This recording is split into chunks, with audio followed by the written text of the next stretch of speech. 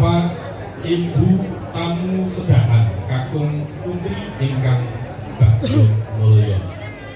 Minangka pratandha pagelaran ringgit wacucal sedalu natas kapurwakan kepareng ngaturaken wayang piliji awujud kayon saking panjenenganipun Bapak Suhadi katur Ki Anom Dwijo Kangkon.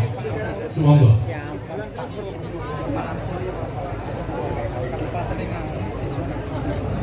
Semoga kepareng dipun dokumentasi Bapak Suhadi.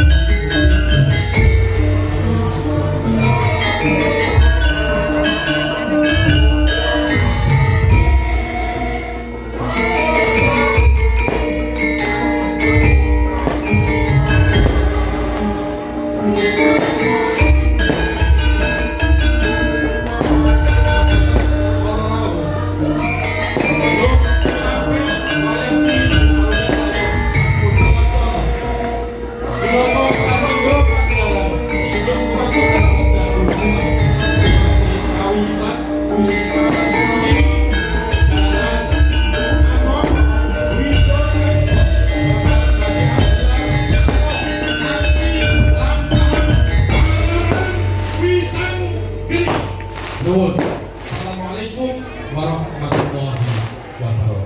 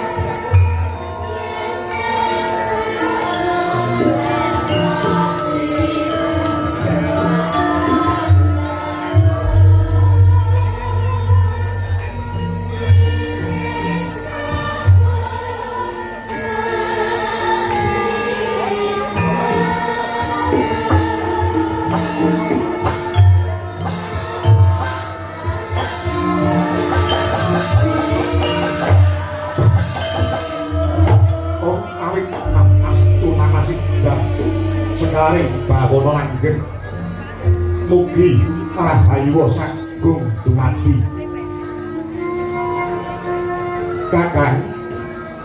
Kakang Guna Simalado pergenjong buk bolong ngaricun di sapa sing gawe wonten tibalke ngadaluh Adi Guru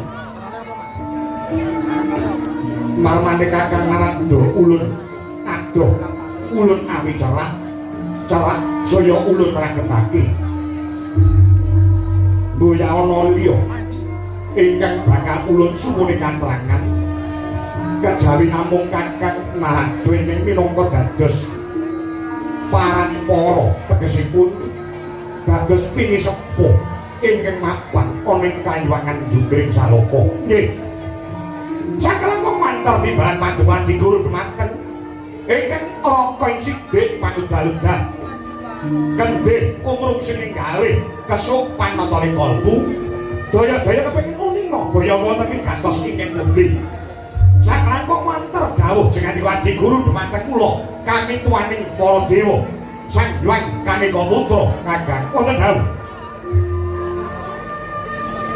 mesthanipun nadyan kula boten matur Paduka saged ngraosaken bilih kalenggan samangke udakara pitung candra tegese pitung sasi kayuwangan Suralaya ketaman goro-goro kagiri-giri mumbah ndute sing gregedaba luber kawah candra dimuka ngakak tutuke kumitir petite Sanghyang Nagaraja makarya bingung bilung-bilungan sagunging para dewa Dewi Apsara miwah Apsari menika kadaya saking menapa Di Guru dewa tuwek kaya dene Narada menika nganggo ngelmu titeh niteni lelakon utawi niteni lelampahan ingkang nate gumelar wonten ing jagat Badang menika saben-saben Suralaya menika ketaman goro-goro awit wonten titah Pujanara ingkang mapan wonten ing Madyapada ingkang gentur tapane manteng semedine gandeng atine lawan Gusti kang Maha Suci satemah Anggari Suralaya Sor Prabawa kasembyoking Bawa Bentar utawi kasembyoking gara-gara ingkang kados mekaten menawi miturut gagasanipun Kakang Narada gara-gara ingkang nimbrung wonten ing Kayuwangan kadaya saking menapa Kakang Adi sasampunipun kula triti kanthi hormati kahanan wonten ing jagat kalenggan samangke boten wonten titahing Gusti ingkang nedeng teteki yoga brata lah kula gandeng-gandengke lawan lakon ingkang wonten Kayuwangan mbok menawi boten klentu panggraita kula geger kang sarta gara-gara ingkang nimbrung wonten ing Kayuwangan menika dipun timbulaken saking Kayuwangan Swarga Dahana Kayuwangan Swarga Dahana menika papanipun Bathara Brahma langkar kados mekaten nah monggo kula aturi mirsani dereng dangu menika Brahma menika mantu putrane putri nggih menika Sang Batari Dresanala ingkang sampun kadhapaken kaliyan penengah Pandhawa pun Arjuna inggih Janaka monggo bebrayanipun Janaka kaliyan pun Dresanala kalenggan samangke sampun pinercaya dening Gusti ingkang Maha Suci wujudipun wiji sejati ingkang tumanem tajeng wonten padharanipun nggih menika pun Dresanala kula entuk sampun 7 sasi anggenipun gerbinipun Dresanala lah awet saking ageng pangaribhawanipun gedhe perbawane jabang bayi ingkang wonten jroning kandhutan satemah Anggari Suraya kawan goro-goro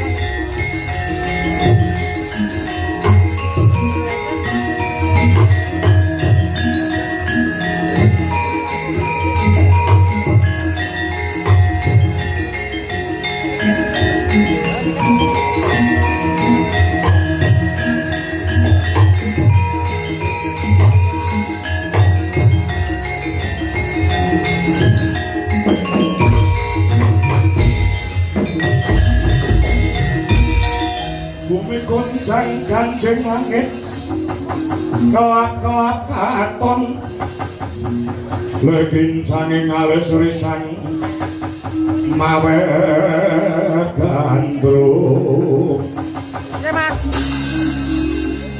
saban kadulu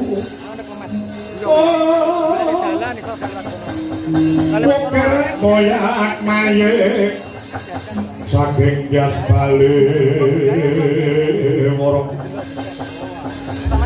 lumaresan gandrung Tuhari Sumitro Tanoyo Parandra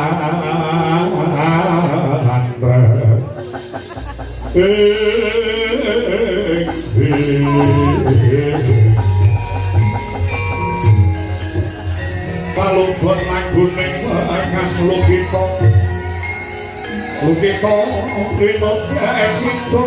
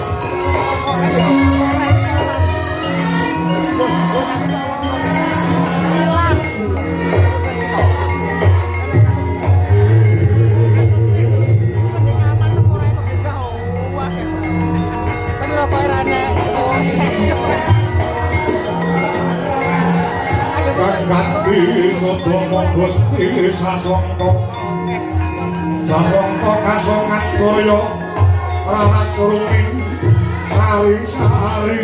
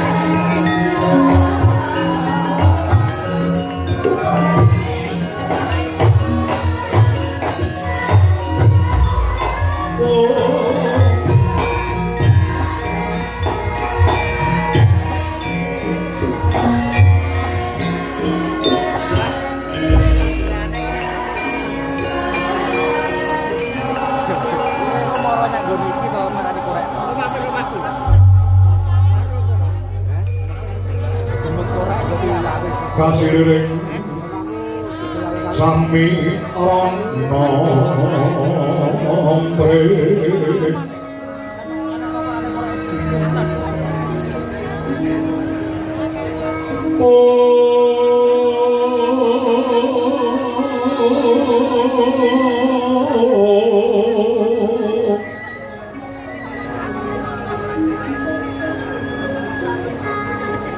sekarang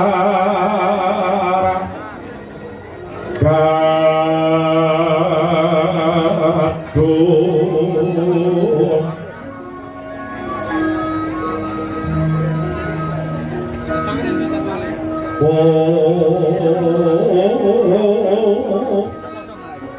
boleh ini kan cari diri nanti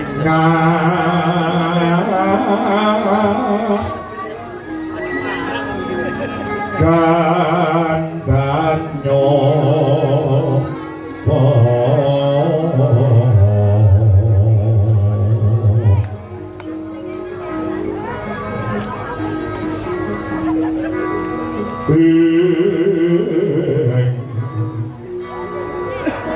Are haras paranandeng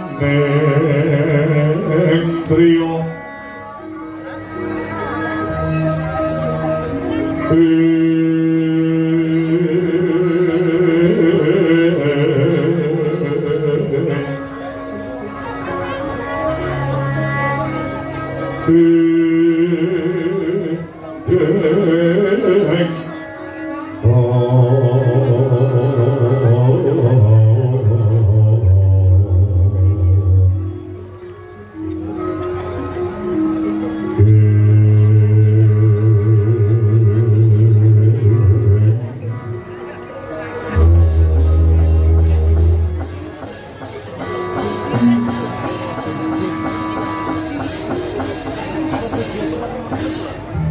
yo jagat yo dewa yo Bathara ulun mas madhake kang prapta ngadyantara ana ing Sitinggil Kayuwangan Suralaya garwa ulun ya bojoku ing Kayuwangan Dandang Manguri Durga Permoni padha becik sak prapta kita ana ing Kayuwangan Suralaya Durga Tobat nuwun inggih pukulun kadaya leresan saya nggih kula abiyantara wonten ngasemat gojokan dipukulun bidhah saking Kayuwangan Dandang Manguri dumugi wonten mriki boten nyandung sakara-kara tegese boten nyandung sambekala pinaringan berkah slamet rahayu wilujeng abiyantara wonten ngasemat duka ngono Durga nggih akan dos mengaten kepala kula ngaturaken sembah bekti mugi konco sanapa wonten paduka jangan dipukulun Bathara Guru iya iya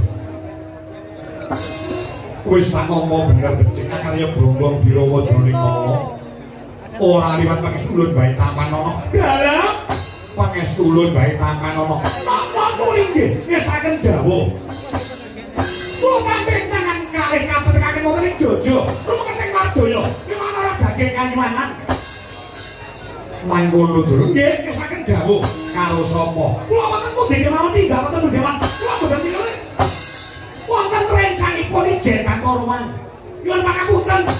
Anggen kula dumugi niki wau lagi randhat, lagi telat. Sebabe gelo sing manah kula. Gelo perkara apa? Indonesia kalah karo Jepang 6-0.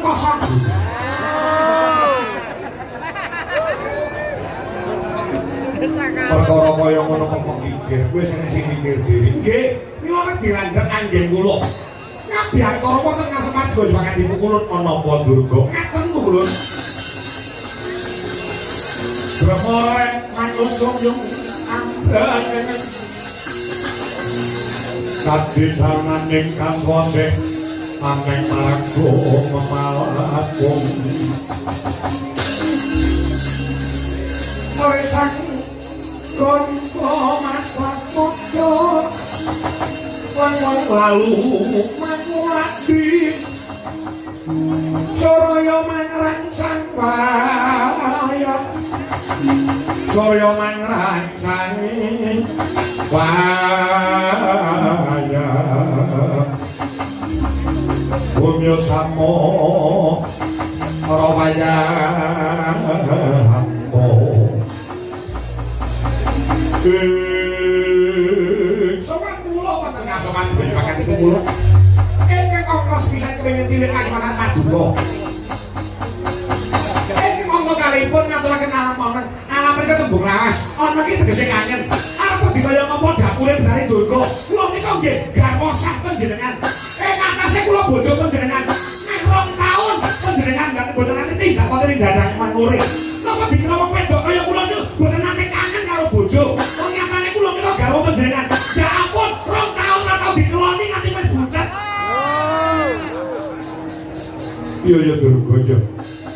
Amin saka angkaing pakaryan. Nggih kula mboten badhe brontak napa-napa wong jenenganipun Paduka minangka dados pimpinane Kanjeng Suralaya. Kak, iki mau 3 bulan. Ini mau 3. Tembungan anak kula bawa raga. Liwih kepiye Durga? Paduka kaliyan kula menika pinercaya. Garbeni aja kese duweni anak. Anak lanang nggih menika Dewa Srani Ratu Tunggul Malaya ya. Ulun ngakoni kalampun kok. Dewa Srani kuwi atmaja ulun pantutan kelawan jeneng kita. Setari Permoni nggih. Banjur gandeng jenenge lawan ulun ngaten ulun. Dewa Srani menika wiwit cilik menika sing ngopeni kula. Ngantos ngancik dewasa lan mekasanipun dadi ratu. Wonten ing Tunggul Malaya sing golek-goleki kula. Nek boten wonten Durga, mangke kelakone. Si Dewa Srani lenggah keprabon wonten ing negari Tunggul Malaya. Ya, terus. Nah, rene sampun sampeyan kawis anggenipun dados ratu wonten Tunggul Malaya. Sipating Nalendra, sipating ratu menika jangkep.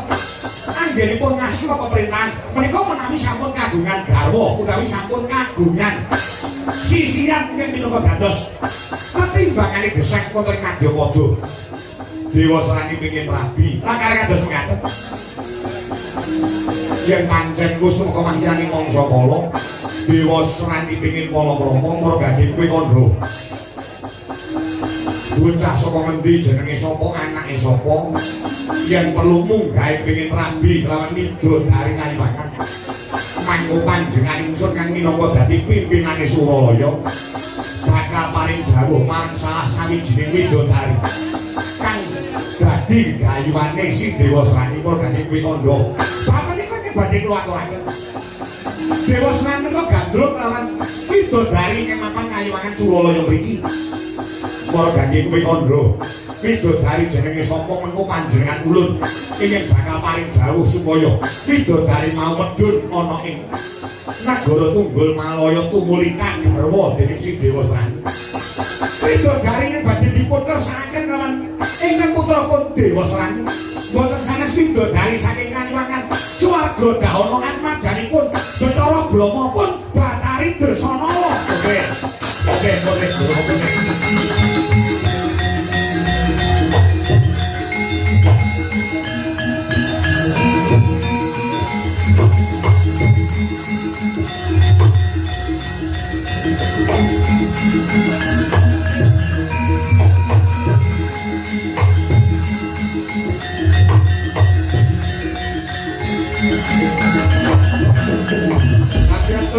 kapelanku Tori mangkul kinempin kempin bersang ngarek bawono Dosang ngarek nanging bawono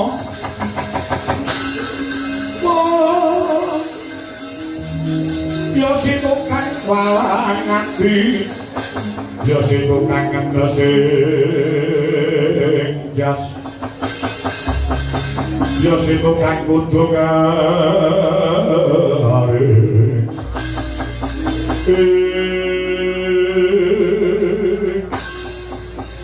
Durga Kota Jawa Apa jeneng kita kurang-kurang pamangku adol pangkumu Ampun Kurang sampai ngetas Bilih pun Dresanala Sampai ngagarwa dini tengah Pandawa si Janaka Aku baginya di kok kandel penganten Nek pancen wis krungu yo gini ki ora ngandani marang putramu si Dewa Srani Kula menika sampun paring dawuh dumateng Dewa Srani aja Dewa Srani Dresanala wis duwe bojo Ya kuwi menengah Pandawa si Janaka Nek kowe njaluk rabi kelawan Dresanala kuwi tegese ngrusak pagelayu nyurus-nyurus ijo ngobak-ngobakan termane wong bebrayan ngrebut bojone wong liya kuwi ora becik ngrebut bojone wong liya kuwi elek kula kandhani ngoten Dewa Srani malah jawab dateng kula kami cedhok ibu gagah-gagahe wong lanang niku iso ngrebut bojone wong liya saya iso ngrebut bojone kancane dhewe niku napa mboten ngelu sirah kula nganti kula beni ber kula ndol kesen Ganti Dewa Srani wis mengandani sampun nyuwun pangapura permoni yen to si Dewa Srani pengin jawab kelawan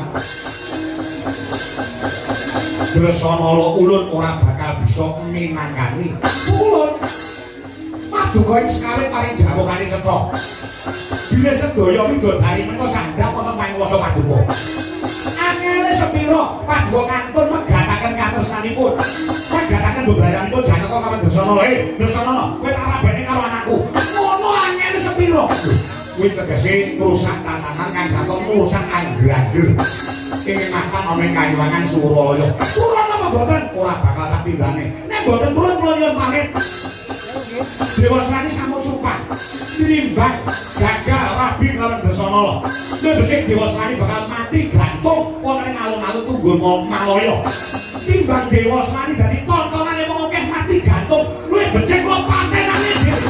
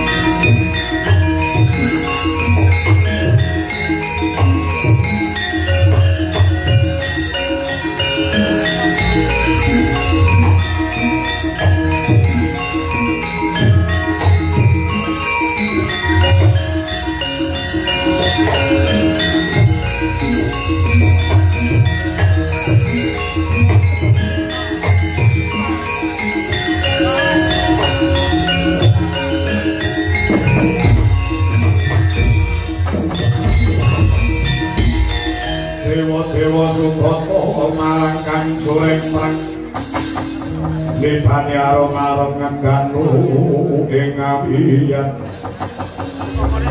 Maradha ngepalani Jawata Sutamula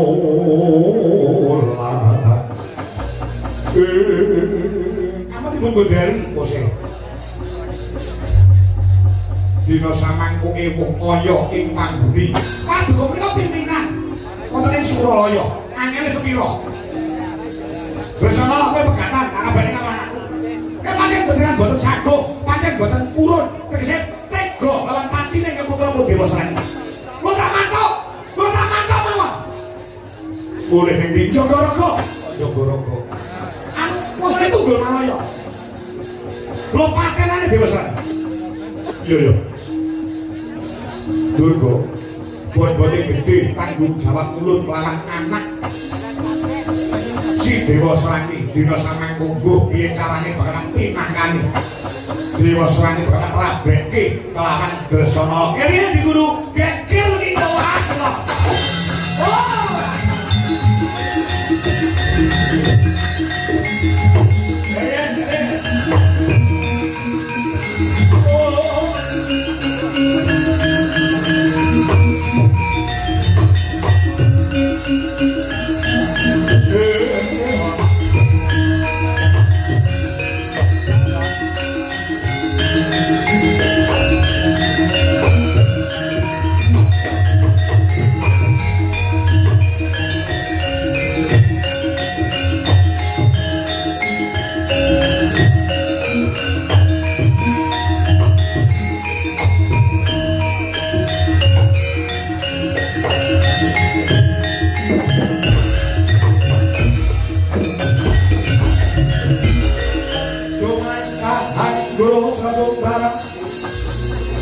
Lindungan para bumi kuncing Kumalu doguntor agato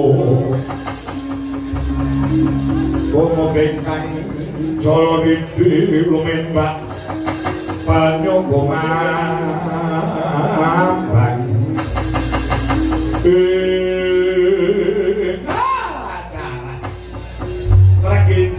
Perginjang pak pong waru doyong pinegorwong ada soto jenenge rombong rambut dawa jenenge gondrong kuntuntek jenenge ompong bojo moblok tinggal jangkong dikeloni wong lagi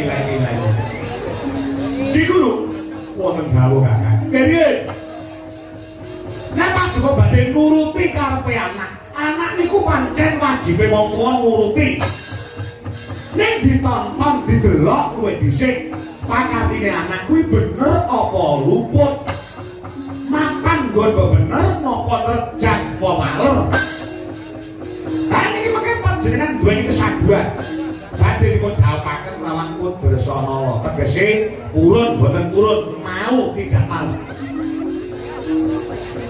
anggenipun rabi Janaka kelawan Dresana mongko Dresana pun menteng pitung sasi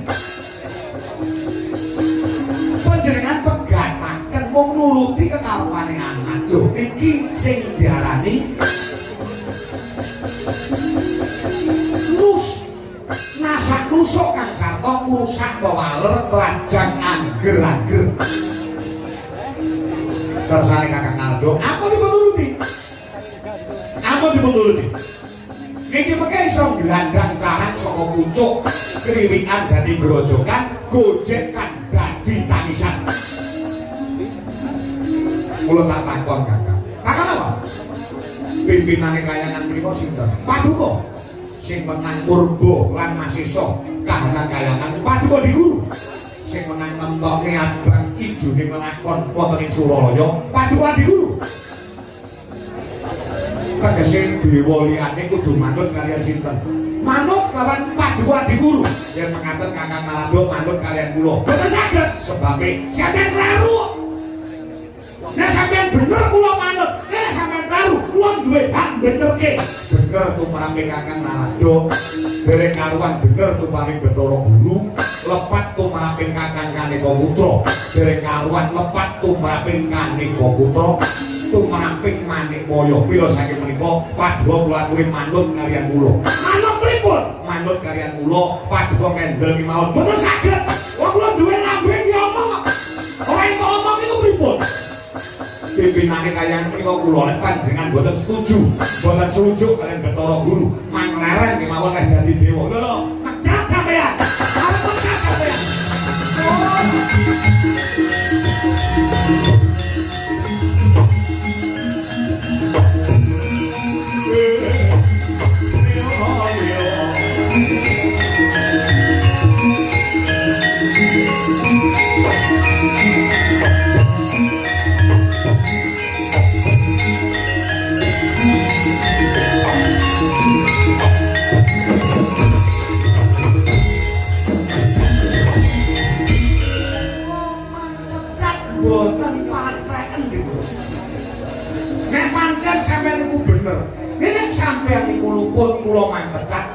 napa-napa.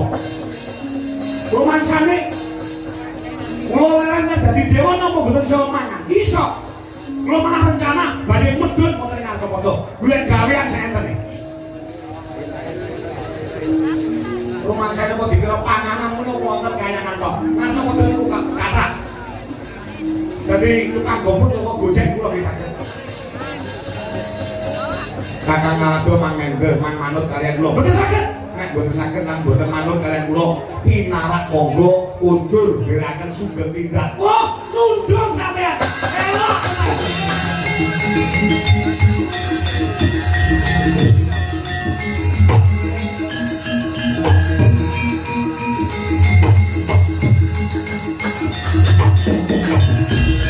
Anak dewa niku wong Jawa. Dipun suwarani kados mekaten kula krasa.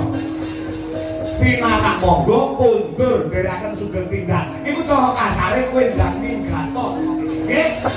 Kula tampa kanthi jembaring dada. Kula tak nonton saka kadoan. Sura Dira jayane Kangrat, Sobras Sok kaping 8 Darmastuti. Sapa disa? Ngono ta. Aku kudu tak tahu. Nggih, arep tahu.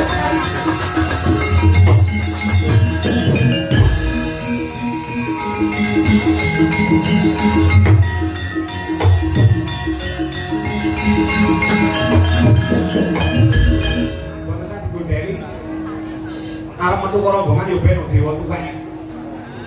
Isih akeh dewa sing nom-nom magang kepengin nderek dhumateng panjenengan. Iya. Kula bali Narada niku kan diyen asine ketiyen nganti sayang kyahine menika apike kali panjenengan namung wonten ing lair batine asine mboten cocok karo panjenengan. Asline Narada niku pengen nyaingi panjenengan, pengen dadi ratune para dewa. Mula kemresik kados mekaten.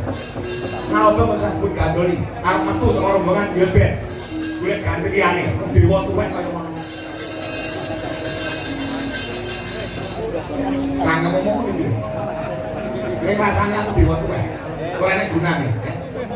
Rumangsane aku metu saka rombongan kene, sapa sing dikongkon mulai udan? Raimu. Mau-maune Suralaya ki ayem tenan. Gandeng ketekan kowe Durga, ya. Kahanane dadi panas kaya ngene. Bola-bali pidodane begenggek iki.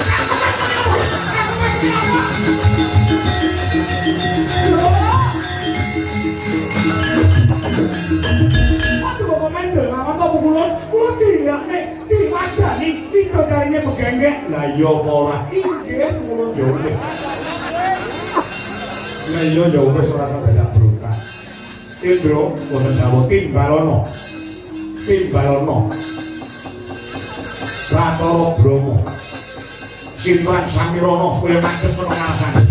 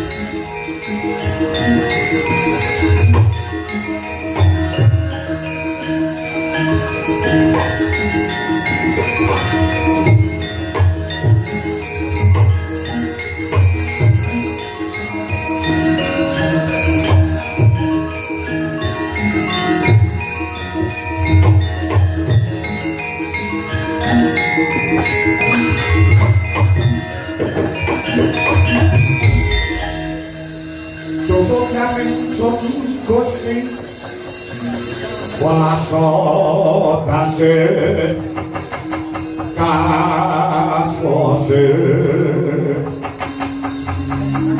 maragya lara asmara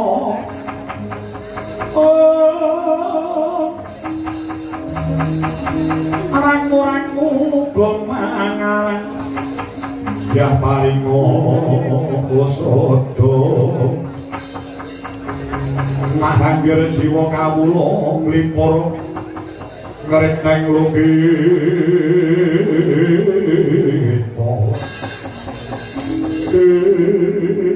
kalwon wonten tangan digene ngadawu dhuwur saklang wong wanter timbalan paduka dilangati kulun Bathara Guru dumateng ing putra kula pun Bathara Brahma kemarang kula nganggo-nganggen jangga nganggen karma nyabda kula nang sabda pangan paduka dilangati kulun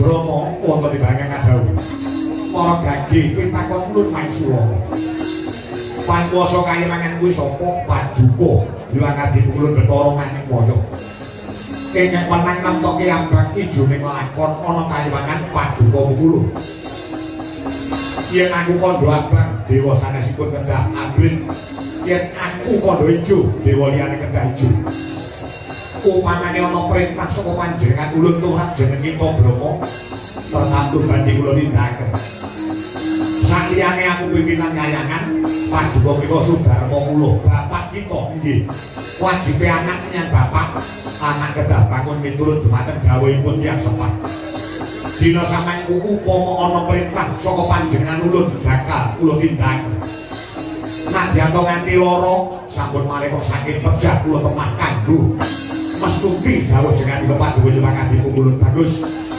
dina sampeyan ana perintah tunggal saka ulun tumrap jeneng kita Brahma kowe bali ning kayiwangan swarga tauna wektu ana mantumu Janaka lawan anakmu wedok sing Darsanala dina iki cah loro kae pegatno mergo Darsanala bakal tak rambene lawan Dewa Serani aduh mati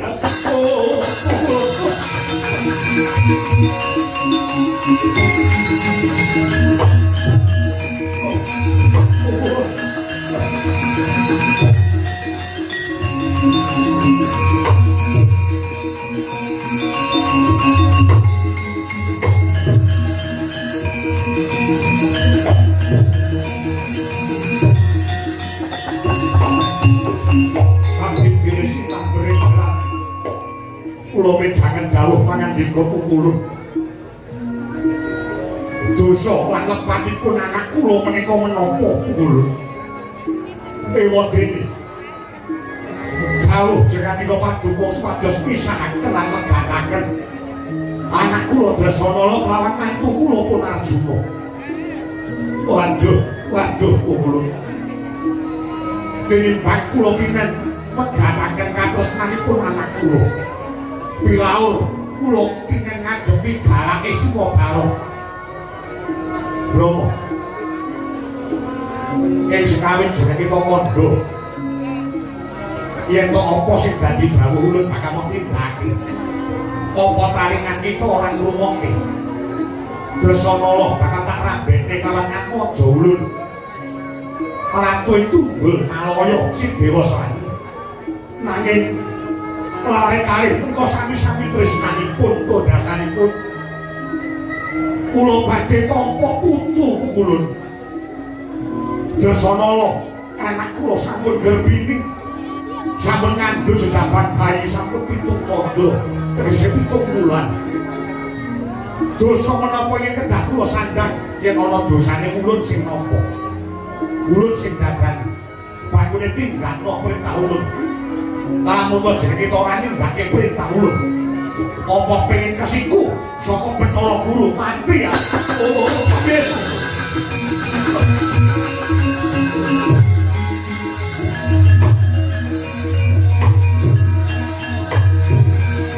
Kalau makan kopi dan lo tahu dulu namun jika kita kuai gabuga maka nompo si kubendo sama pimpinan Suraya inggih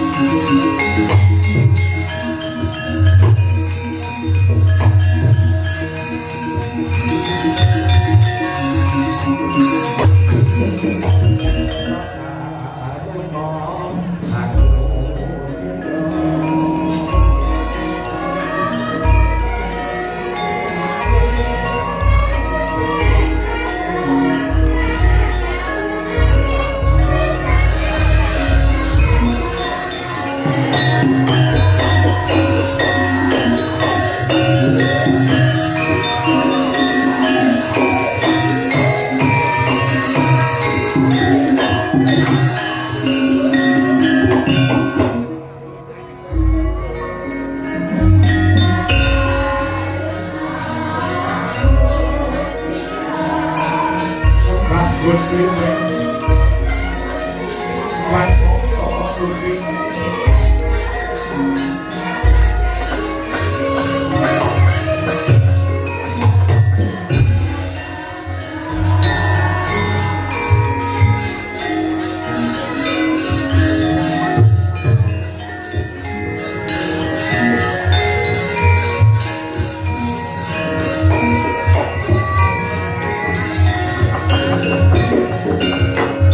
Wis rutin dadi apa sing dadi lampane Dewa Srani. Matur nuwun kula matur nuwun. Semanten sing katresnanipun Maduka nyuwanganipun kula. Awet saking tresnanipun dumateng ingkang putra pun Dewa Srani. Yo. Para kula yen pamit kowe bakal nyangen. Kula badhe sumusul lan memanuki lampahipun Bathara Brahma. Ingin semunipun tasih perong ampuh jimbo kan sarta ragu-ragu anggenipun tetapi dawuh jenengan kowe mangkatipun kula yen ana menggoke kula ingin badhe nglurusaken bangsa Bandhawa semono.